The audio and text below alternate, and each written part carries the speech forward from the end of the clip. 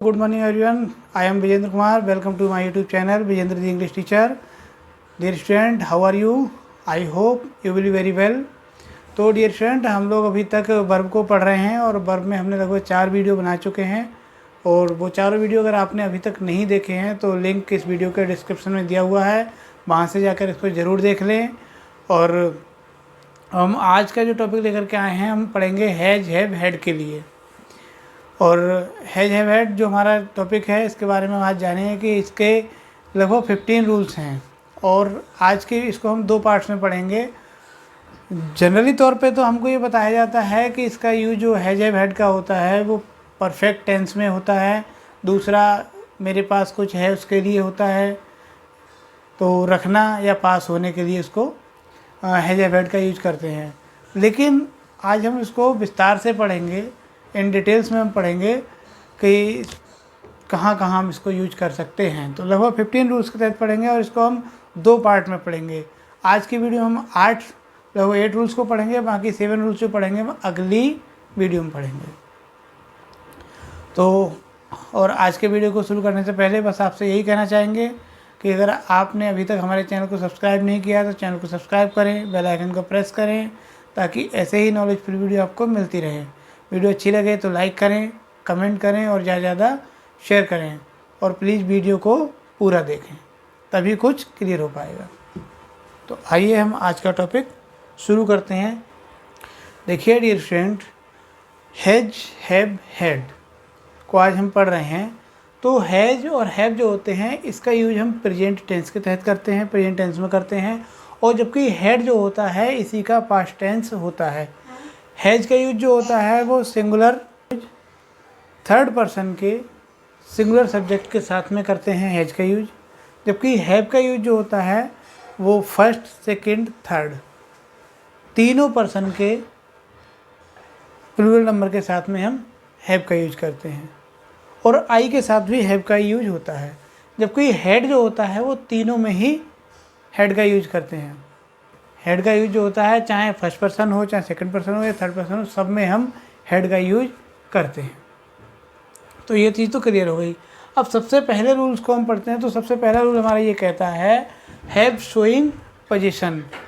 Have जो है position को शो करता है। पोजीशन मतलब है कि कोई चीज़ हमारे पास में है, इसके लिए हैव शो करता है। हैव जिसमें हैज हैव हैड तीनों आ जाते हैं कि हमारे पास कोई चीज़ है, इसके लिए शो करता है। रखना या पास होना के ये अर्थ में होता है। जैसे और उसका स्ट्रक्चर क्या होता है, subject plus have has had plus noun.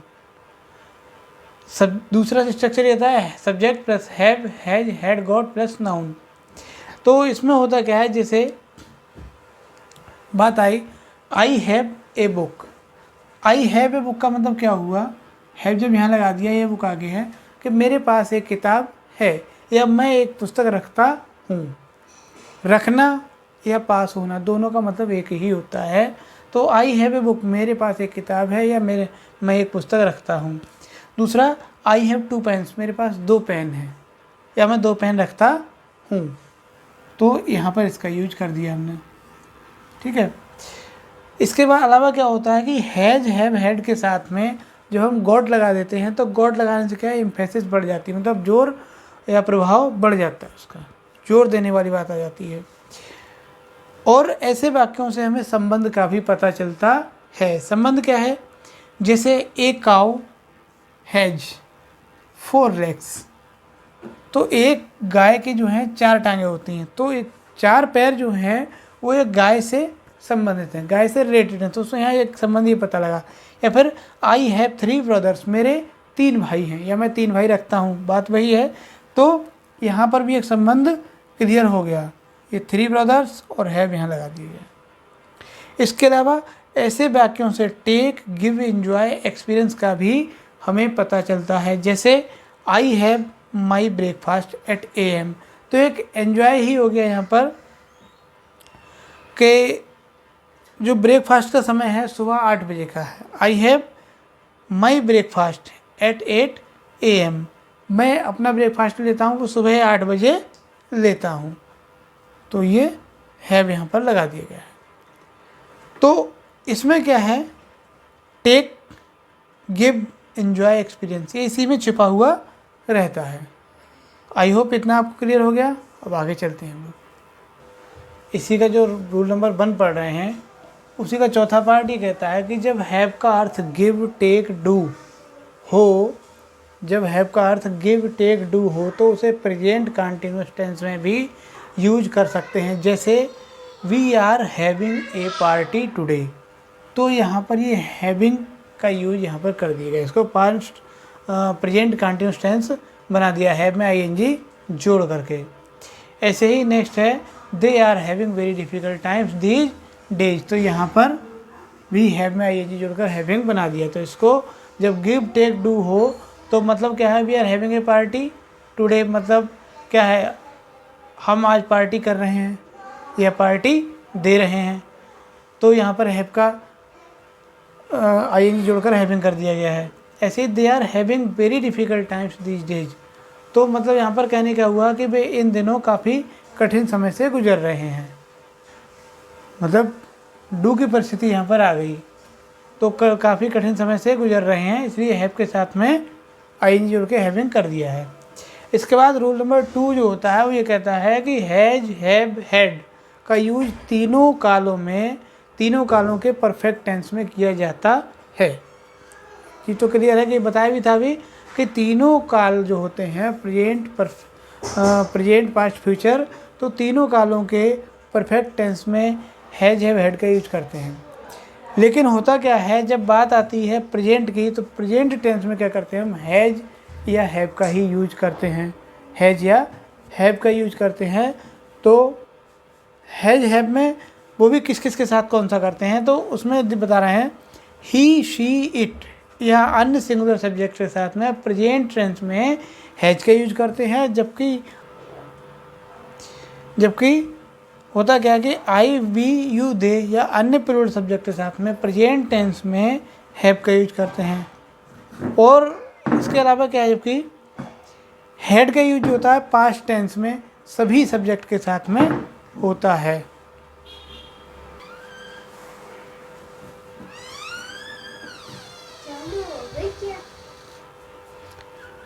जबकि हेड का यूज जो होता है वो पास्ट टेंस में सभी सब्जेक्ट के साथ में करते हैं, चाहे वो सिंगुलर नंबर हो, चाहे प्लूरल नंबर हो, चाहे आई हो, बी हो, दे हो, कोई भी सब्जेक्ट हो उसके साथ में हम हेड का यूज करते हैं। तो इतनी चीज़ डियर स्टूडेंट क्लियर हो गई। अब आगे चलते हैं।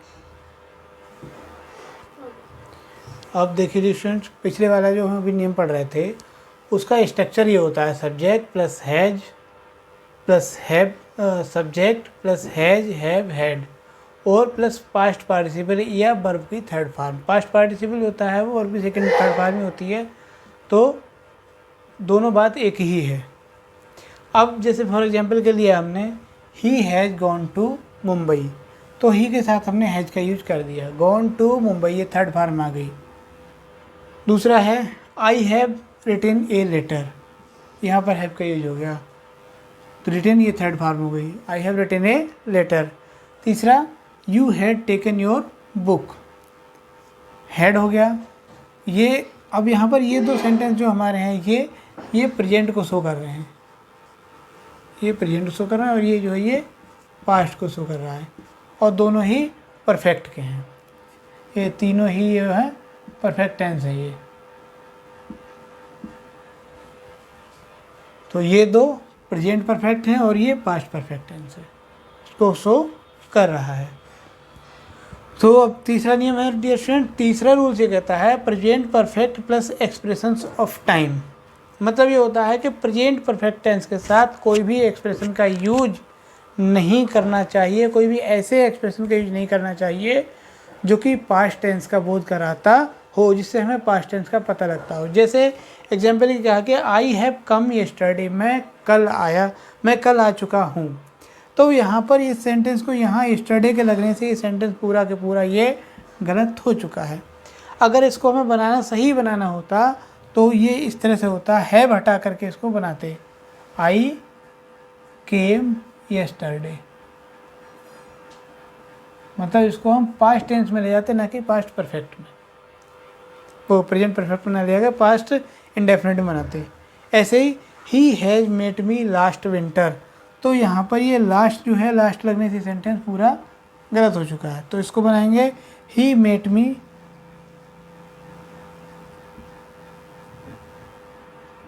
Last winter. ये दोनों सेंटेंस हमारे सही है। अब कुछ एक्सप्रेशंस क्या हैं, एक्सप्रेशंस हैं, वो एक्सप्रेशंस क्या हैं, यस्टरडे, लास्ट। अब लास्ट के साथ में कई चीज़ें लग सकती हैं, last evening, last night, last day, last month, last week, last year, last winter, last summer, इस तरह से कई चीज़ें आ सकती हैं। तो मेन जो है लास्ट है। तो एक एक्सप्रेशन ये हो गया, the other day, a little while, या फिर एगो। एगो भी कई चीज़ों को जोड़ता है, जिसमें ए मोमेंट या फिर ए मिनट एगो। ए फ्यू के साथ भी कई चीज़ें जोड़ सकते हैं हम। ए फ्यू डेज हो गया, ए फ्यू मंथ्स हो गया, ए फ्यू ईयर्स हो गया, इस तरह से ये हो गया। तो ये सब क्या हैं, क्योंकि पास्ट टेंस के एक्सप्रेशंस हैं। वो पास्ट टेंस के एक्सप्रेशन अगर हम प्रेजेंट परफेक्ट में लगा देते हैं तो हमारे सेंटेंस गलत हो जाते हैं, रॉन्ग हो जाते हैं। सही करने का तरीका है कि उनको पास्ट परफेक्ट में ना बना कर, वो प्रेजेंट परफेक्ट में ना बना करके उसको पास्ट इंडेफिनिट में बना दिया जाए, तब वो सही माने जाएंगे। तो ये स्टूडेंट इतना क्लियर हो गया। अब आगे चलते हैं। Present perfect plus adverbial prepositional phrase. Present perfect plus adverbial prepositional phrase, इसमें क्या होता है कि प्रेजेंट परफेक्ट टेंस के कुछ वाक्य ऐसे होते हैं, प्रेजेंट परफेक्ट टेंस के कुछ वाक्य ऐसे होते हैं जिनमें एडवर्बियल या प्रीपोजिशनल फ्रेज जोड़ करके भूतकाल का संबंध वर्तमान से किया जाता है, यानी पास्ट टेंस को हम प्रेजेंट टेंस से जोड़ देते हैं। तो जो उसका स्ट्रक्चर क्या रहता है, subject plus have plus past participle plus adverbial prepositional phrase, ये उसका स्ट्रक्चर रहता है। तो फॉर एग्जांपल के लिए है, I have not seen him since जुलाई। तो यहाँ पर ये हैव आ गया, I have not seen him since जुलाई। यहाँ पर ये थर्ड फॉर्म आ गई और ये सिंस यहाँ पर आ गया। तो ये मतलब ये होगा कि मैंने उसे जुलाई से नहीं देखा है। बात अब जुलाई पहले ही है और वर्तमान में तो इस समय करंट में देखा था अप्रैल चल रही, तो जुलाई से नहीं देखा। यहाँ पे हम ये भी लिख सकते हैं सिंस जुलाई 2023, ये भी लिख सकते हैं हम कि हमने जुलाई 2023 से नहीं देखा है। तो मतलब है कि ये बात हो गई पास्ट टेंस की, और बाकी हमारा सेंटेंस चल रहा है प्रेजेंट। तो प्रेजेंट को हमने पास्ट से जोड़ दिया है। दूसरा है, I have lived in Lucknow for many years. मैं लखनऊ में कई सालों से रह चुका हूँ। मैं लखनऊ में कई सालों से रह चुका हूँ या कई साल रहा हूँ। मैं लखनऊ में कई साल रहा हूँ। तो इसमें ये हो गया कि इसको कहाँ से, फॉर से जोड़ दिया इसको, फॉर मैनी ईयर्स। अब इसमें क्या होता है कि जो प्रीपोजिशनल फ्रेज कौन कौन से होते हैं, उसमें आता है since, for, yet, just, already, ever, never, often, several times, today, lately, recently, so far, up till now, until now, up to the present, this day, week, month, ETC. तो ये सब जो होते हैं ये प्रीपोजिशनल फ्रेज होते हैं, और इनको जोड़ करके हमसे क्या नाम है, पास्ट को प्रेजेंट से कनेक्ट कर देते हैं। इसके बाद होता क्या है कि एक इम्पॉर्टेंट बात निकल के आती है कि already, yet, since, up till now, so for, इनके साथ हमेशा प्रेजेंट परफेक्ट टेंस का ही यूज किया जाता है, सिंपल पास्ट का यूज नहीं करते हैं। हम सोचे कि पास्ट इंडेफिनिट बना दें तो नहीं होगा। जैसे फॉर एग्जाम्पल के लिए क्या हुआ, he has already taken his book, यानी वह, अब यहाँ पर ऑलरेडी आ गया, ऑलरेडी टेकन हिज बुक, वो पहले ही अपनी बुक ले चुका है। तो ऑलरेडी जब आ गया तो इससे यहाँ क्लियर हो गया कि, और जबकि यहाँ पे हैज है, तो हैज ये क्लियर कर रहा है कि प्रेजेंट परफेक्ट है, ऑलरेडी ये क्लियर कर रहा है कि ये पहले ही, यानी ये प्रीपोजिशनल फ्रेज है, तो वो पहले ही अपनी पुस्तक ले चुका है। तो ये स्टूडेंट इतना क्लियर हुआ। ठीक, आगे चलते हैं। पास्ट आगे है कि परफेक्ट कंटिन्यूस टेंस होता क्या है। यहाँ पर हम हैज, हैव, हैड लगा करके पर past perfect has, have, had के यूज के साथ में परफेक्ट कंटिन्यूस टेंस भी बना देते हैं। चाहे वो प्रेजेंट का हो, चाहे पास्ट का हो, या फिर फ्यूचर का हो। तीनों ही काल के तीनों ही टेंस के हम परफेक्ट कंटिन्यूअस टेंस भी हैज हैव हैड की सहायता से बना सकते हैं।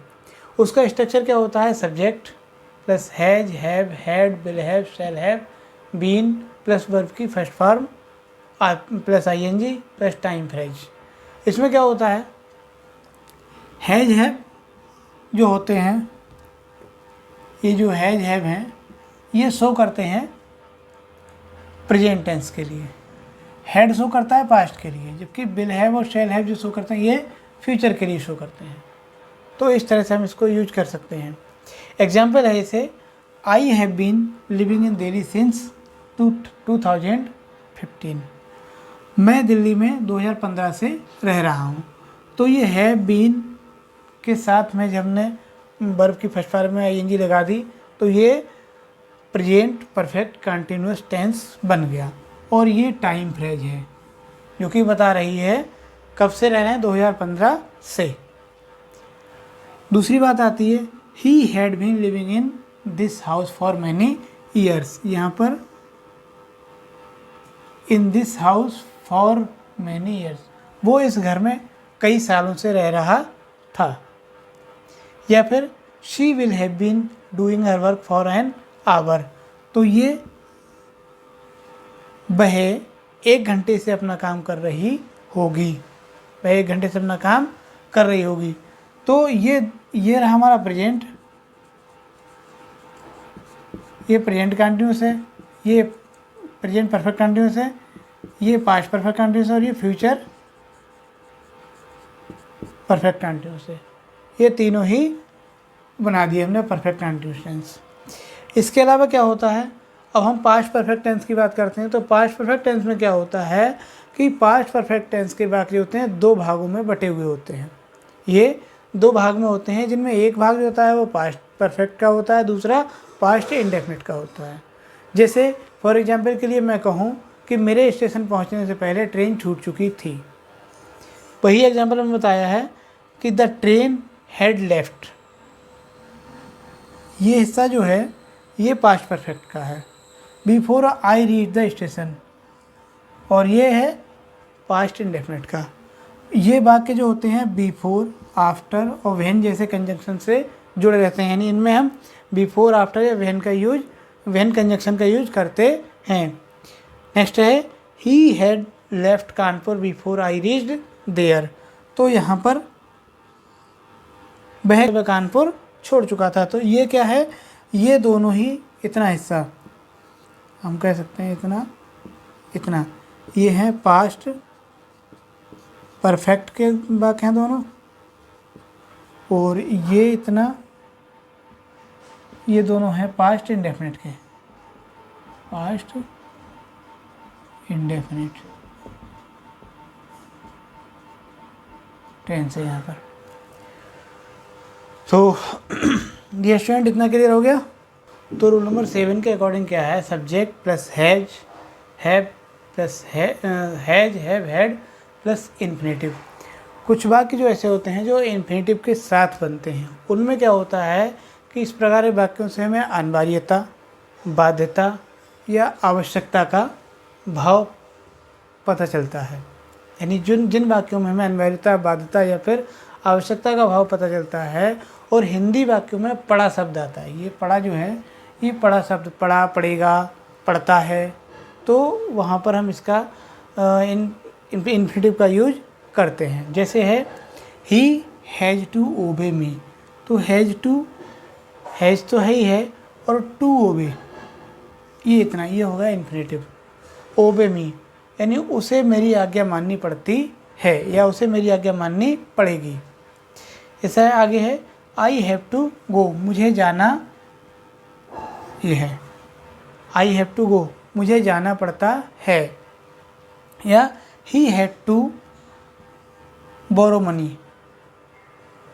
तो ये सब क्या है, अनिवार्यता को, अब आवश्यक क्या बात आई है, ओबे मी आज्ञा मानने की बात आई है, बात मानने की बात आई, तो यहाँ पर एक तरह से बाध्यता हो गई। आई हैव टू गो अनिवार्यता, आवश्यकता, जरूरी है, जाना पड़ता है। फिर he had to borrow money, उसे धन उधार लेना पड़ा। मतलब अब धन उधार लिया हो तो कोई मजबूरी ही रही होगी, इसलिए उसने धन को उधार लिया, तो he had to borrow money, उसे धन उधार लेना पड़ा। या फिर they will have to follow me, उन्हें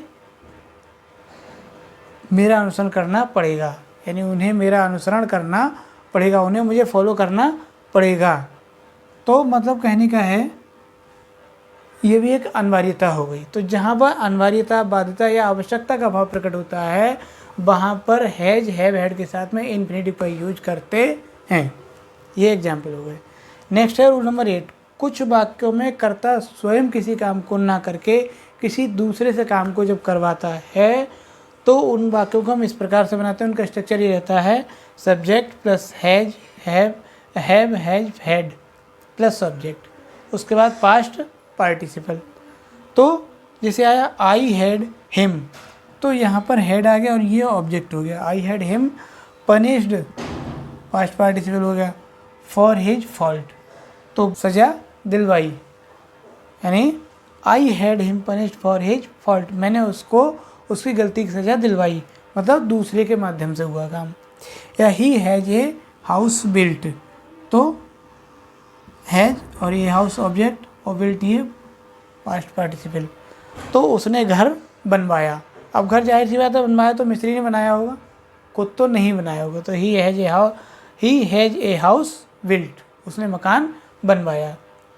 तो डियर स्टूडेंट, आज हमने हैज, हैव और हैड के यूज के 8 रूल्स को इस वीडियो में समझा है। बाकी के 7 रूल्स जो रह गए हैं वो हम अगले वीडियो में बताएंगे आपके लिए। और आज के वीडियो हम इतना ही रखेंगे। आज के जितने रूल्स हमने बताए हैं आई होप आपको अच्छे से क्लियर हो गए होंगे, अच्छे समझ आ गए होंगे। और चलते हैं, मिलेंगे अगले वीडियो में इसके शेष पार्ट को लेकर के, जो रेस्ट पार्ट है वो अगले वीडियो में लेकर के आएंगे, उसका वेट कीजिए और इस वीडियो को पूरा देखिए। चलने से पहले बस इतना ही कहना चाहेंगे कि अगर आपने अभी तक हमारे चैनल को सब्सक्राइब नहीं किया है तो चैनल को सब्सक्राइब करें, बेल आइकन को प्रेस करें, वीडियो अच्छी लगे तो लाइक करें, कमेंट करें और ज़्यादा से ज़्यादा शेयर कर दें। Thank you very much. जय हिंद।